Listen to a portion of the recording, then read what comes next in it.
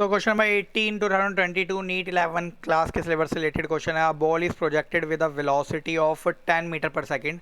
एक बॉल है, उसको प्रोजेक्ट किया गया यानी कि उसको फेंका गया 10 मीटर पर सेकंड की स्पीड से at an angle of 60 degree with the vertical direction its speed at a higher point of it trajectory will be. Okay, आपको ये बताना है कि देखिए, पहली बात तो यहाँ पे ध्यान रखिए। सबसे पहली बात, ये क्वेश्चन जो है प्रोजेक्टाइल मोशन से रिलेटेड क्वेश्चन है। प्रोजेक्टाइल यानी chapter number 4 motion in a plane, NCERT से रिलेटेड क्वेश्चन है। प्रोजेक्टाइल मोशन में कुछ इस तरह से केस होता है। यहाँ पे आपको एंगल गिवन होता है, ठीक है, बट इस क्वेश्चन में एंगल ये वाला ना देखे, उसने बोला at an angle 60 degree with the vertical direction. Vertical direction means आपको ये एंगल की वैल्यूज दे रखी है आपको 60 डिग्री।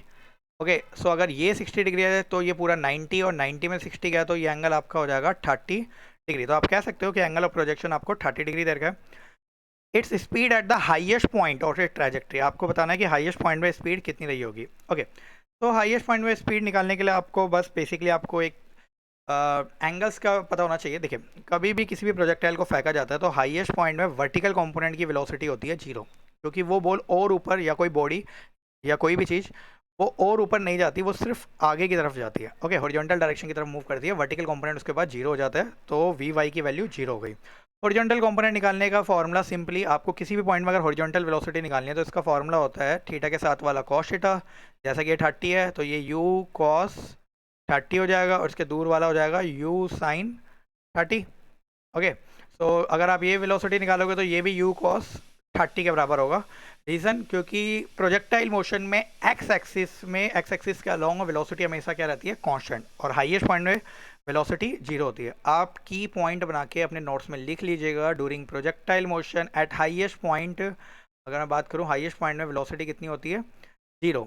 एक्स एक्सिस की वेलोसिटी जो होती है वो हमेशा क्या रहती है, आपकी कांस्टेंट रहती है।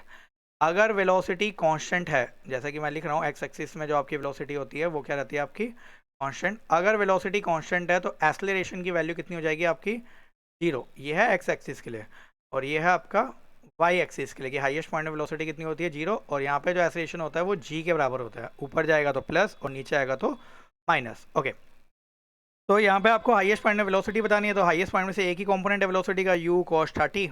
ओके, वेलोसिटी आपको इनिशियल वेलोसिटी 10 दे रखी है, यानी कि क्वेश्चन के अंदर u की वैल्यू आपको गिवन है 10 मीटर पर सेकंड।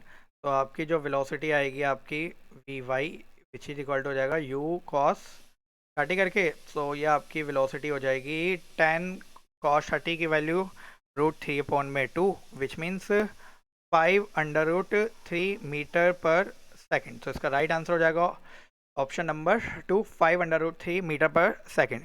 इसमें आप ध्यान रखिएगा कि एसेलेरेशन की वैल्यू, और इसमें जो प्रोजेक्टाइल मोशन से रिलेटेड फॉर्मूलेज है, लाइक टाइम पीरियड का फॉर्मूला है T=2u sin थीटा अपॉन में g।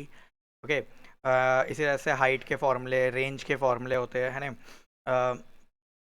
लाइक हाइट का फॉर्मूला आपका यू स्क्वायर साइंस का थीटा अपॉन में 2g, यू स्क्वायर साइंस का थीटा अपॉन में 2g। रेंज का फॉर्मूला होता है आपका you square sine 2 theta upon में जी। ओके, सो ये आप प्रोजेक्टाइल मोशन में सारे फॉर्मूले याद रखिएगा, क्योंकि इनसे रिलेटेड क्वेश्चन हमेशा आता है।